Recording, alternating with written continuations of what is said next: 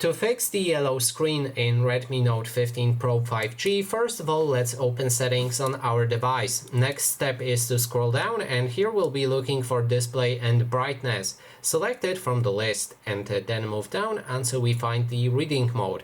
There's our culprit for the yellowish screen.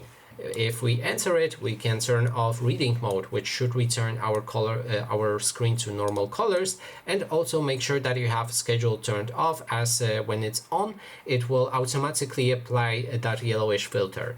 If this didn't help, let me show you other way. Go to the color scheme and then make sure you have vivid recommended, saturated or standard. Don't go into advanced settings, it's a bit complicated to change those, and I wouldn't do anything there. Then make sure that the color temperature is also set to default. If you put it on warm, it will turn to yellowish colors again. And that is basically everything. Thanks so much for watching, and if you like this video, please consider subscribing.